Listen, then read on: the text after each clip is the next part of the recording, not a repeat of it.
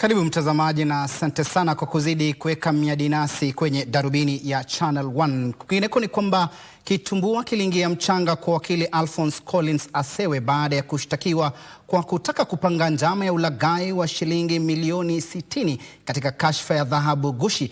Wakili huyo ambaye alikuwa miongoni mwa mawakili waliokuwa wakimwakilisha mbunge wa Mukurweini hapo jana alikamatwa na makachero katika mahakama ya Milimani na kufikishwa mahakamani hii leo. Na jinsi mwanahabari wetu Ruth Wamboi anavyotujuza, afisi ya mkurugenzi wa mashtaka ya umma ilipinga vikali kuachiliwa kwake na kukaidi wito wa kufika mahakamani na hati za kukamatwa.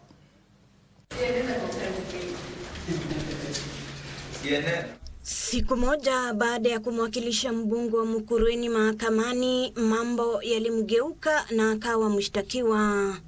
Upande wa mashtaka ukiarifu mahakama kwamba Asewe alikaidi maagizo ya mahakama kwa kukosa kufika kujibu mashtaka katika kesi ya ulaghai wa dhahabu ghushi ambayo imekuwa ikiendelea kwa zaidi ya mwaka mmoja. We submit that by absconding for an extended period as demonstrated by the investigating officer, the accused has demonstrated a clear disregard for the authority of this honorable court. Mabishano yalizuka baina ya Asewe na afisa uchunguzi kuhusiana na kukamatwa kwake.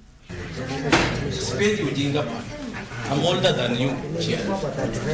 Hata hivyo, mawakili wake waliomba mahakama kumwachilia kwa kuwa yeye ni wakili wa mahakama kuu. It cannot be said that he willfully neglected and refused to appear or come before this court. He being one of the practitioners within this court dressing, and actually that is where he was found. Asewe ataendelea kuzuiliwa hadi hapo kesho Alhamisi ambapo mahakama itatoa uamuzi kuhusu kuachiliwa kwake. Wahenga walinena kwamba pwagu hupata pwaguzi. Wakili Collins Asewe Jumatano alijipata pabaya baada ya kukamatwa na maafisa ujasusi kwa kuidharau mahakama kwenye kesi inayomkabili ya mwaka wa 2025. Hayo yakijiri, mbunge wa Mukurweini John Kagushi atafahamu tarehe 19 mwezi huu iwapo atahitajika kujibu shtaka la kutoa matamshi ya chuki.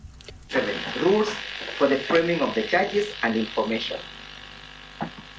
So Parliament was wise enough to understand there could be mischief and provided for the manner in which a charge must be framed. Hakimu anayesikiza kesi hiyo Theresa Nyangesa ameagiza pande zote husika kwenye kesi hiyo kuwasilisha hoja zao kuhusu mahali kesi hiyo inastahili kusikizwa ili atoe uamuzi.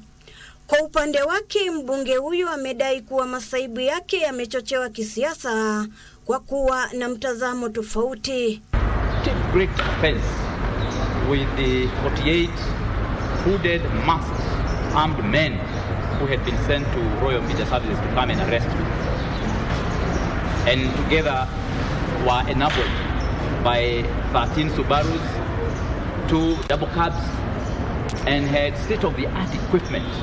Ruth Wamboi, Darubini.